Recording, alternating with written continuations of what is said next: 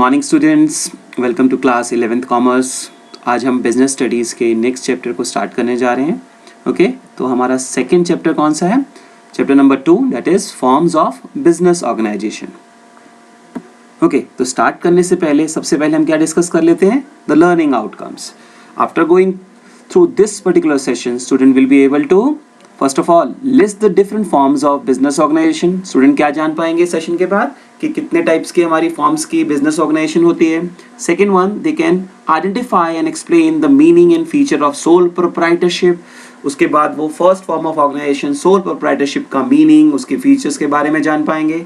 And third one, to identify and explain the merits and limitations of sole proprietorship. And third जो topic वो समझ पाएंगे वो क्या है?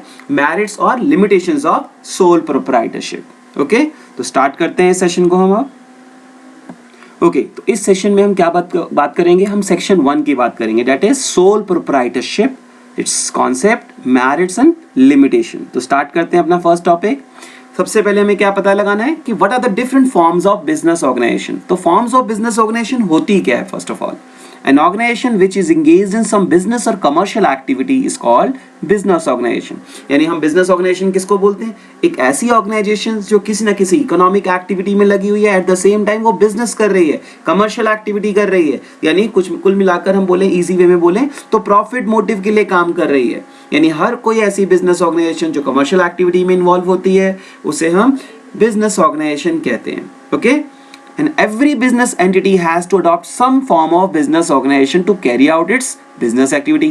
हर किसी एंटिटी को, जो भी इकोनॉमिक एंटिटी है, जो इकोनॉमिक एक्टिविटीज में इन्वॉल्व है, उसे क्या करना पड़ता है? सबसे पहला काम अपनी फॉर्म चुननी पड़ती है, किस फॉर्म ऑफ बिजनेस ऑर्गेनाइजेशन को वो ऑप्ट कर रहे हैं, सो दैट कि अपने वो बिजनेस एक्टिविटीज को कैरी आउट कर पाए, कंटिन्यू कर पाए, ऑपरेशनल कर पाए। तो सबसे पहला काम ये तो पता लग गया कि बिजनेस ऑर्गेनाइजेशन होती क्या है। फिर नेक्स्ट वर्क क्या होता है? फॉर्म डिसाइड करना कि किस फॉर्म ऑफ ऑर्गेनाइजेशन के हिसाब से आप बिजनेस को आगे कैरी ऑन करने वाले हो। और ऐसा करने के लिए हमने क्या किया? बिजनेस ऑर्गेनाइजेशंस को ब्रॉडली कैटेगराइज किया है 3 पार्ट्स में, 3 कैटेगरीज में। वो क्या क्या है? सबसे पहली private sector undertaking, first one is private sector undertaking. Second one public sector undertaking, and third one is joint sector undertaking. यानी हमने फॉर्म्स ऑफ बिजनेस ऑर्गेनाइजेशंस को ब्रॉडली क्लासिफाई कर दिया 3 कैटेगरीज में। First one is private sector undertaking, second one public sector undertaking, and third one joint sector undertaking. हम easy way में बोल दें तो प्राइवेट सेक्टर का मतलब जिसमें प्राइवेट इंडिविजुअल इन्वॉल्व होते हैं, पब्लिक सेक्टर का मतलब जिसमें गवर्नमेंट की इन्वॉल्वमेंट होती है, and third one joint sector जिसमें इन दोनों का मिक्सअप होता है। तो आज के सेशन में इनफैक्ट इस पर्टिकुलर चैप्टर में हम बात जो करने वाले हैं वो हम बात करेंगे प्राइवेट सेक्टर अंडरटेकिंग की। Okay then forms of private sector undertaking. अब ये प्राइवेट सेक्टर अंडरटेकिंग का क्या मीनिंग है, क्या कॉन्सेप्ट है इसका?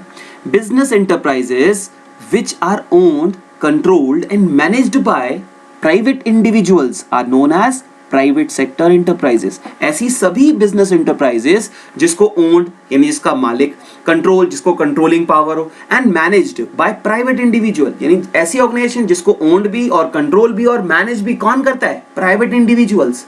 यानी हमारे जैसे लोग, गवर्नमेंट नहीं करती उनको मैनेज और कंट्रोल और ओन्ड, यानी गवर्नमेंट का हक नहीं होता। कौन उसका मालिक होता है या कौन कंट्रोल कर रहा होता है या कौन मैनेज करेगा? Private individuals like us. तो ऐसी ऑर्गेनाइजेशंस को हम क्या बोलते हैं?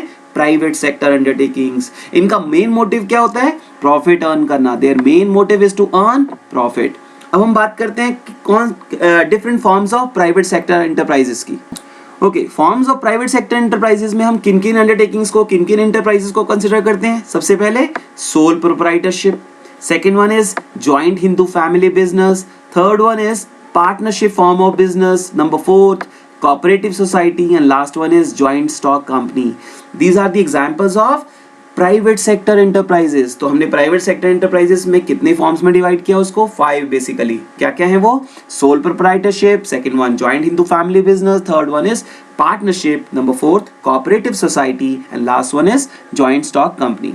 तो आज के सेशन पे हमारा पूरा जो स्ट्रेस रहेगा वो किसके ऊपर रहेगा? First one soul proprietorship. Okay तो स्टार्ट करते हैं सोल प्रोप्राइटरशिप को। ओके देन सोल प्रोप्राइटरशिप का मतलब क्या होता है? A business which is owned, managed and controlled by a single individual is called sole proprietorship firm. यानी एक ऐसा बिजनेस जिसको ओन्ड और मैनेज और कंट्रोल केवल एक इंडिविजुअल करता है, यानी एक ही उसका ऑनर, एक ही उसका मालिक होता है जो उसे ऑन भी कर रहा है, यानी मालिक भी है, और उसको मैनेज भी करता है और उसे कंट्रोल भी करता है. यदि ऐसा फॉर्म ऑफ बिजनेस है, ऐसा form of private sector undertaking है, तो उसे हम क्या बोलते हैं? Sole proprietorship. यानी हमें यहाँ पे दिख रहा है कि सोल प्रोप्राइटरशिप 2 वर्ड्स से मिलकर बना हुआ है. First one is sole. Sole का मतलब क्या होता है? Only. And the proprietorship meaning is owner. यानी कुल टोटल कर दें, इसको हम कंबाइन कर दें मींस, तो sole proprietorship means only owner. यानी एक ऐसा बिजनेस जिसमें केवल एक ऑनर होगा और वही बिजनेस को ऑपरेट, मैनेज और कंट्रोल करेगा. Okay, it is a one man business as he invests the entire capital, bear all the risk, take all the advantages and manages the business by himself or herself only. यानी एक ऐसा business जिसमें एक ही आदमी invest करता है capital, सारा risk, सारा लॉस वही बियर करता है, इसलिए एडवांटेज भी उसको ही मिलता है और पूरा बिजनेस मैनेज भी अकेला वो कर रहा होता है. तो ऐसे बिजनेस को हम क्या बोलते हैं? Sole proprietorship. It is the oldest and simplest form of business. ये सबसे सिंपलेस्ट भी है और ये सबसे ओल्डेस्ट भी है. ट्रेडिशनली हम इसी को मानते थे केवल एक बिजनेस, क्योंकि सिंगल ओनर बिजनेस कर रहे होते थे और वो बाद में कंटिन्यू करते जाते थे. तो ये सबसे ओल्डेस्ट भी है और सिंपलेस्ट भी है. अब सोल प्रोप्राइटरशिप बिजनेस में किस तरह के काम होते हैं? It is common in areas of personalised service like beauty parlour और small scale activities like running a retail shop. जैसे आपने देखा होगा मार्केट में ब्यूटी पार्लर की कोई शॉप खोल के बैठे हैं, तो वो किस टाइप का बिजनेस हुआ? आपसे पूछ सकते हैं एग्जाम्पल में, तो वो किस टाइप का है? सोल प्रोप्राइटरशिप, क्योंकि सिंगल ओनर होता है नॉर्मली उनमें. आज की डेट में तो एक अच्छा बिजनेस बन चुका है, तो ये काफी बड़े स्केल पे भी हो जाता है, बट नॉर्मल स्केल पे हम बात करें तो ये एक सिंगल स्मॉल स्केल पे हो रहा है और इसमें पर्सनलाइज सर्विसेज आपको दी जाती है, एज अ कस्टमर आपको प्रोवाइड की जाएगी. और ये किस कैटेगरी में आता है? सोल प्रोप्राइटरशिप में. ऐसे ही आपने ग्रोसरी शॉप देखी होगी या रिटेल शॉप देख ली होगी, ये सब भी किसके एग्जांपल्स हुए? सोल प्रोप्राइटरशिप में, क्योंकि ये भी स्मॉल स्केल पे ही अपनी एक्टिविटीज को कंफर्म यानी कर रहे होते हैं. तो सोल प्रोप्राइटरशिप का मीनिंग क्या बना? एक ऐसा बिजनेस जिसमें सिंगल पर्सन बिजनेस को ओन भी कर रहा है, मैनेज भी कर रहा है और कंट्रोल भी कर रहा है, और वो पूरा का पूरा रिस्क भी उठा रहा है और वो पूरे पैसे बिजनेस में अकेले इन्वेस्ट कर रहा है, इसीलिए उसका लॉस भी उसी का होगा और वो प्रॉफिट भी अकेले ही लेने वाला है. तो ऐसे बिजनेस को हम क्या बोलेंगे? Soul proprietorship. ओके, अब हम स्टार्ट करते हैं सोल प्रोप्राइटरशिप की फीचर्स. यानी इस फॉर्म ऑफ बिजनेस में क्या क्या फीचर्स होती हैं जो उसे दूसरे फॉर्म ऑफ बिजनेस से अलग करती हैं. तो सबसे पहली फीचर जो है इसकी वो है सिंगल ऑनरशिप. यानी ऐसे बिजनेस में केवल एक ही ऑनर होता है. कौन ऑनर होता है? Single owner. एक इंडिविजुअल होता है जो पैसे बिजनेस में कैपिटल कंट्रीब्यूट करता है, इसलिए सिंगल ऑनरशिप होती है. ओके, और second feature is formation and closure is easy. यानी इस टाइप के बिजनेस में कोई अलग से कोई स्पेशल लॉज नहीं है, गवर्न नहीं होता कोई लॉ. सोल प्रोप्राइटरशिप के लिए कोई अलग लॉ बना ही नहीं है. इसका मतलब यहाँ पर फॉर्मेलिटीज बहुत ही कम है. इनफैक्ट यहाँ पे कोई लीगल फॉर्मेलिटीज होती ही नहीं है, इसलिए इसको आसानी से स्टार्ट और आसानी से ही इसे क्लोज डाउन भी किया जा सकता है. यानी कोई लीगल फॉर्मेलिटीज को फॉलो आपको नहीं करना होगा.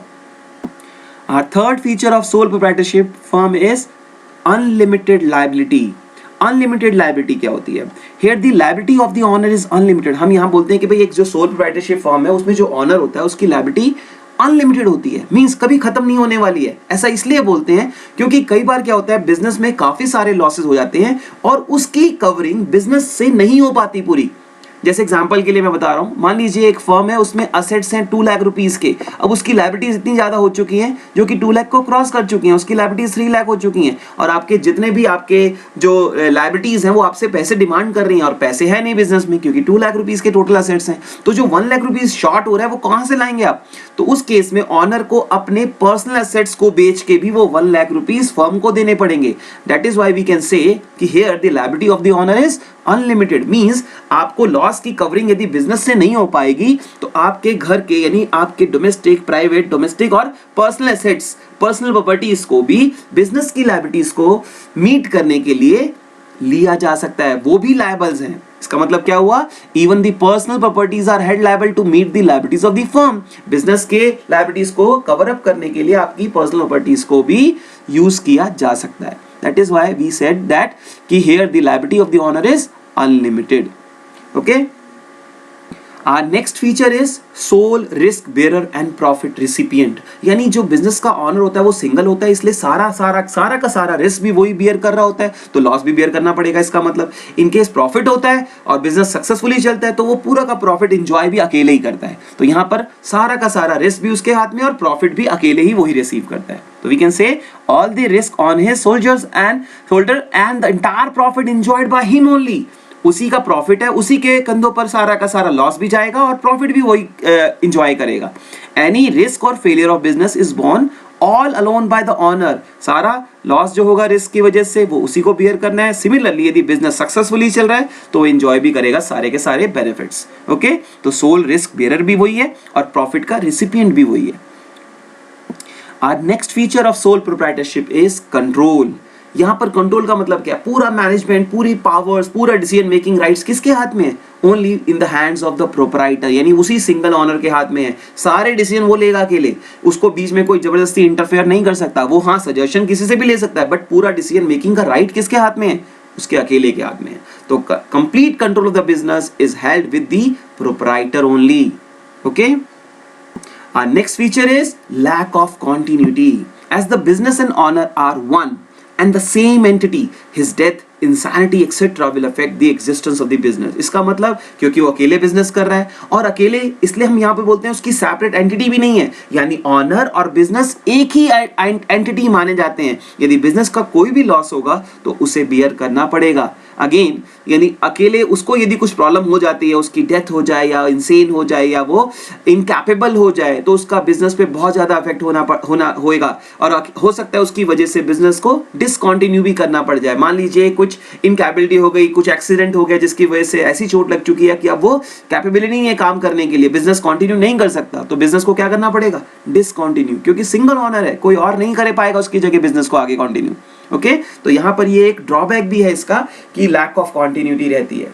ओके, हम बात करते हैं मैरिट्स ऑफ सोल प्रोप्राइटरशिप की, यानी इस टाइप के बिजनेस में क्या क्या फायदे हो सकते हैं, बिजनेस को क्या क्या एडवांटेजेस हैं। तो सबसे पहला एडवांटेज है क्विक डिसीजन मेकिंग, ये तो हमें क्लियर है, क्योंकि अकेले उसको डिसीजन लेना होता है, किसी की सजेशंस नहीं चाहिए, कोई इंटरवीन नहीं करेगा बीच में, तो अकेले डिसीजन लेने से कभी भी वो डिसीजन ले सकता है। उसको वेट नहीं करनी पड़ेगी अपने ऑफिशियल्स की, अपने बाकी पार्टनर्स की या किसी और की सजेशंस की, जल्दी से डिसीजन ले सकता है, यानी अपॉर्चुनिटी जल्दी ग्रैब कर सकता है। जैसे अपॉर्चुनिटी आएगी वो उसी समय डिसीजन लेगा और उसे ग्रैब कर लेगा। Second advantage is confidentiality of information, क्योंकि सिंगल ऑनर है तो उसको किसी के साथ कोई इंफॉर्मेशन शेयर करनी ही नहीं है। अकेले इंफॉर्मेशन यदि अपने पास होती है तो वो सीक्रेट रहती है। जब दो या दो से ज्यादा पर्सन इन्वॉल्व हो जाते हैं इंफॉर्मेशन में तो उसमें लीकेज होने के चांसेस ज्यादा होते हैं। दैट मीन्स सोल प्रोप्राइटरशिप में क्योंकि सिंगल ऑनर है इसलिए वो सीक्रेसी मेंटेन रहती है। Third advantage of sole proprietorship is direct incentive, क्योंकि अब मान लीजिए मैं कोई बिजनेस कर रहा हूं तो मेरा पूरे एफर्ट्स लगेंगे, मुझे पता है कि जो भी बिजनेस में प्रॉफिट होने वाला है वो मेरा है। एट द सेम टाइम यदि बिजनेस में लॉस हो गया तो वो भी मुझे ही बियर करना पड़ेगा, तो मेरा पूरा इनिशिएटिव लगा होगा उसके अंदर कि मुझे प्रॉफिट ही चाहिए। तो मैं, क्योंकि मेरा प्रॉफिट मेरे एफर्ट के साथ लिंक है, इसलिए मैं अपनी पूरी 100% आउटपुट उसमें इन्वॉल्व करूंगा। तो इसका मतलब यहाँ पर एक एडवांटेज क्या है? डायरेक्ट इंसेंटिव का, क्योंकि सारे पैसे आपको मिले तो आप अपनी पूरी एफर्ट्स लगाते हो बिजनेस के अंदर। Number fourth advantage is sense of accomplishment. कई बार होता है जैसे आप मानते हैं कि आप कोई काम किसी से करवा रहे होते हैं तो आपको सेटिस्फेक्शन नहीं मिलती है, आप नोटिस किया होगा आपने ये बात। तो यहां पर भी यही बात है, क्योंकि अकेले आप ही काम कर रहे हैं तो आपको अपने आप से ही सेटिस्फेक्शन मिलने वाली है। आप खुद कर रहे हैं तो आपको हमेशा सेटिस्फाइड रहेंगे कि भाई ये काम मैंने किया और मैंने सारी प्रिकॉशंस और बातों को ध्यान में रख के ये काम को किया। तो यानी चांसेस ऑफ लॉसेस आपने मिनिमाइज कर दिए, तो इसमें सेंस ऑफ अकम्प्लिशमेंट भी होती है। यदि आपके साथ 2-3 लोग और इन्वॉल्व होंगे और कोई काम वो भी कर रहे होंगे तो शायद उस पर आप 100% रिलाई नहीं कर सकते या सेटिस्फाई उनसे शायद ना हो। तो यहाँ पर ये एक एडवांटेज है कि आप खुद कर रहे हैं तो सेंस ऑफ अकम्प्लिशमेंट की फीलिंग भी आपको आती है। लास्ट एडवांटेज जो है सोल प्रोप्राइटरशिप की वो है easy of formation and closure. ये ऑलरेडी हम डिस्कस कर चुके हैं फीचर में भी कि इसमें कोई लीगल फॉर्मेलिटीज होती नहीं है, क्योंकि अलग से कोई स्पेशल लॉ नहीं बना हुआ सोल प्रोप्राइटरशिप के लिए। इसका मतलब आसानी से इस बिजनेस को स्टार्ट भी किया जा सकता है और कभी भी हम चाहे तो क्लोज डाउन भी कर सकते हैं। ओके, तो these are some of the merits of sole proprietorship firm. अब हम आगे शिफ्ट करते हैं नेक्स्ट टॉपिक की तरफ। क्या है हमारा? Limitations of sole proprietorship. Okay, then limitation of sole proprietorship form are, क्या क्या है होती है, क्या क्या कमियां हैं, क्या क्या ड्रॉबैक्स हैं इस फॉर्म ऑफ बिजनेस के। यानी सोल प्रोप्राइटरशिप फॉर्म यदि आपने चूज कर लिया, आप मान लीजिए बिजनेस कर रहे हैं और आपने चूज किया भाई मैं सोल प्रोप्राइटरशिप फॉर्म खोलूंगा और इस तरीके से ऑपरेट करूंगा, तो आपको क्या क्या कमियां फेस करनी पड़ सकती है। तो सबसे पहली जो प्रॉब्लम है इसमें लिमिटेशन जो है वो है लिमिटेड रिसोर्सेज। क्योंकि आप सिंगल ऑनर हैं और आपने बिजनेस स्टार्ट करने की सोच लिए, तो जो रिसोर्सेज, जो कैपिटल आपके पास होगी, केवल आप वही तो कंट्रीब्यूट कर पाएंगे।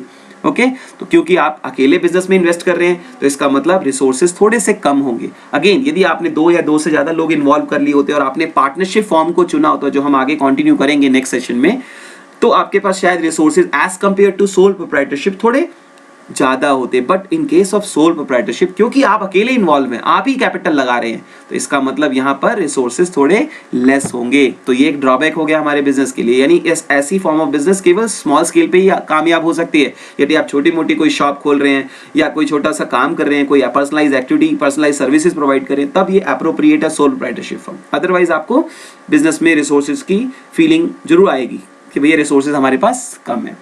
Our second limitation of sole proprietorship is lack of continuity। ये ऑलरेडी मैं आपको बता चुका हूँ। सिंगल ओनर होने की वजह से आपके बिजनेस पे इफेक्ट आएगा जब भी आपके साथ कुछ प्रॉब्लम आएगी। जैसे मान लीजिए आपको कोई चोट लगी, एक्सीडेंट हो गया, इंसेन हो गए, इनकैपेबल हो गए या डेथ हो जाती है, तो उस केस में आपके बिजनेस को हमें शायद डिस्टर्बेंस मिलेगी, उसको क्लोज डाउन भी करना पड़ सकता है। यानी आपकी एग्जिस्टेंस के साथ ही आपका बिजनेस डायरेक्टली एसोसिएटेड है, क्योंकि बिजनेस और ऑनर यहाँ पर एक ही एंटिटी, मैं बार बार रिपीट कर रहा हूँ, यहाँ पर बिजनेस एंड ऑनर एक ही एंटिटी माने जाते हैं, 2 डिफरेंट पर्संस नहीं है।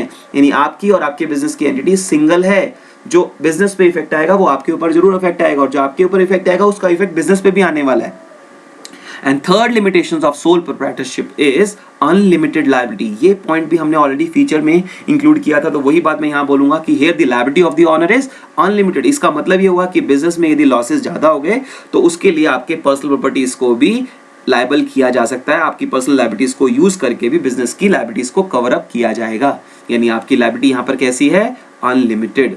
Okay, next one is sole risk bearer. Next जो हमारी लिमिटेशन है वो क्या है? Sole risk bearer. क्योंकि आपको सारा सिंगल ओनर हो, आप प्रॉफिट जब सारा एंजॉय करोगे, तो यदि बिजनेस में कोई लॉस होता है तो उसको भी आप ही को अकेले बियर करना पड़ेगा। यानी all the risk is borne by proprietor only. तो नहीं, सिंगल हैंडेडली आपको सारा का सारा रिस्क और लॉस बियर करना पड़ सकता है। अब मैं लास्ट लिमिटेशन की तरफ मूव कर रहा हूं, जो कि क्या है? Limited manage real ability. इसका मतलब क्या हुआ? क्योंकि आप सिंगल ओनर हैं, आप स्मॉल स्केल पे काम कर रहे हैं, और आप जितने एफिशिएंट होंगे वो अपनी स्किल्स को ही तो बिजनेस में प्रोवाइड कर पाएंगे ना, आप दे पाएंगे। आप बाहर के प्रोफेशनल्स को हायर नहीं कर सकते, क्योंकि आपके पास इतने रिसोर्सेज ही नहीं है कि आप हायर करो, भैया मैं एमबीए को हायर करूंगा और उसे मैनेजर बनाऊंगा। इतना आप खर्चा बियर नहीं कर पाएंगे। दैट इज व्हाई आपकी एबिलिटी जो होती है वो बिजनेस पे रिफ्लेक्ट जरूर करेगी। तो आपकी यदि एबिलिटी लिमिटेड है तो उसका इफेक्ट बिजनेस पे जरूर आने वाला है। अगेन तो ये भी एक ड्रॉबैक हुआ, लिमिटेड मैनेजरेबिलिटी, क्योंकि आप अपनी ही एबिलिटीज को केवल यूज करने वाले हैं बिजनेस में। तो these are some of the limitations of proprietorship.